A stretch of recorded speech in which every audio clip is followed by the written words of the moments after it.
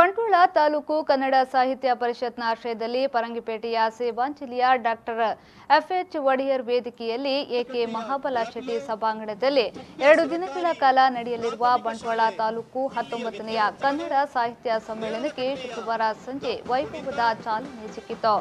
ಸಾಹಿತ್ಯ ಸಮ್ಮೇಳನದ ಅಂಗವಾಗಿ ಕನ್ನಡ ಭುವನೇಶ್ವರಿಯ ಮೆರವಣಿಗೆ ಬಿಎ ಸಮೂಹ ಸಂಸ್ಥೆಗಳ ಆಡಳಿತ ನಿರ್ದೇಶಕ ಬಿ ಅಬ್ದುಲ್ ಸಲಾಂ ತುಂಬೆ ಪದವಿ ಪೂರ್ವ ಕಾಲೇಜಿನ ಬಳಿ ಚಾಲನೆಯನ್ನ ನೀಡಿದ್ರು. ಧರ್ಮಸ್ಥಳ ಗ್ರಾಮಾಭಿವೃದ್ಧಿ ಯೋಜನೆಯ ಸದಸ್ಯರ ಪೂರ್ಣಕುಂಭ ಕಳಸ, ನುಡಿ ಕುಣಿತ, ಬ್ಯಾಂಡ್ ಸೆಟ್, ದಬ್ ಕುಣಿತ, ವಿವಿಧ ಸ್ತಬ್ಧ ಚಿತ್ರಗಳು ಮೆರವಣಿಗೆಯಲ್ಲಿ ಭಾಗವಹಿಸಿ ವಿಶೇಷ ಮೆರುಗು ನೀಡಿತು.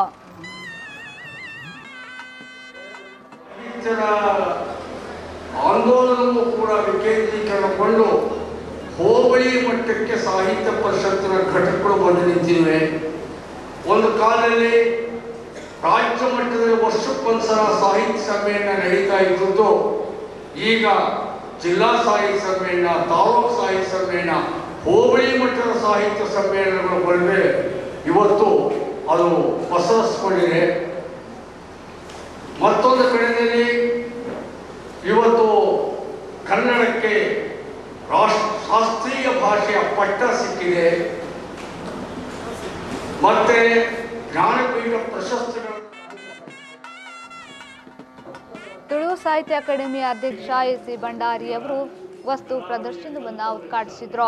ಮಾಜಿ ಶಾಸಕ ವೈಎಸ್ವಿ ದತ್ತ ಸಮ್ಮೇಳನವನ್ನು ಉದ್ಘಾಟಿಸಿದ್ರು. ಮಾಜಿ ಶಾಸಕ ವೈಎಸ್ವಿ ದತ್ತ ಸಮ್ಮೇಳನವನ್ನು ಉದ್ಘಾಟಿಸಿ ಬಳಿಕ ಮಾತನಾಡಿದ ಅವರು, ಯುವ ಜನಾಂಗಕ್ಕೆ ಕನ್ನಡ ಸಾಹಿತ್ಯ ಸಮ್ಮೇಳನದ ಸೊಬಗು ತಿಳಿಯದೆ ಹೋದರೆ ಕನ್ನಡ ಸಾಹಿತ್ಯ ಸಮ್ಮೇಳನಗಳು ಕೇವಲ 4 ಗೋಡೆಯ ಮಧ್ಯೆ ಉಳಿಯುತ್ತದೆ ವಿನಃ ಜನಾಂದೋಲನವಾಗುವುದಿಲ್ಲ ಎಂದರು.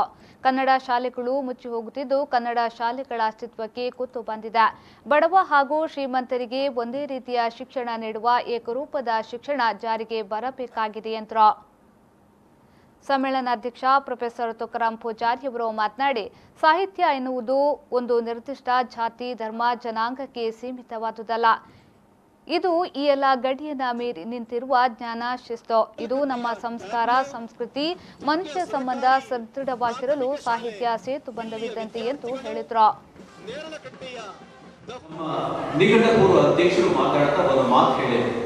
ನನ್ನ ಅಧ್ಯಕ್ಷ ಸ್ಥಾನದ ಹಿಂದಿನ ಸಂದರ್ಭದಲ್ಲಿಯೂ ಕೂಡ ಒಬ್ಬ ಇತಿಹಾಸಕಾರ ಅಧ್ಯಕ್ಷತೆಯನ್ನು ವಹಿಸಿದ್ರು. ಈಗ ಒಬ್ಬ ಇತಿಹಾಸಕಾರನಿಗೆ ನಾನು ಧ್ವಜವನ್ನು ಹಸ್ತಾಂತರಿಸ್ತಾ ಇದ್ದೇನೆ. ಅಂದ್ರೆ ತಾತ್ಪರ್ಯ ಇಷ್ಟೇ, ನಾವಿಬ್ಬರು ಬಹುಶಃ ಬಲಭೀಮರ ಹಾಗೆ ಕನ್ನಡದ ರಕ್ಷಣೆಗೆ ನಿಮ್ಮ ಜೊತೆ ಇದ್ದೇವೆ. ಶಾಸಕ ರಾಜೇಶ್ ನಾಯ್ಕ ಹೊಳೆಪಾಡಿ ಸ್ಮರಣ ಸಂಚಿಕೆಯನ್ನ ಅನಾವರಣಗೊಳಿಸಿದ್ರು. ಹಿರಿಯ ಸಾಹಿತಿ ಹಿರಿಯ ಡಾಕ್ಟರ್ ಲಕ್ಷ್ಮೀನಾರಾಯಣ ಆಳ್ವ ಹೊಸ ಕೃತಿಗಳನ್ನು ಬಿಡುಗಡೆಗೊಳಿಸಿದ್ರು.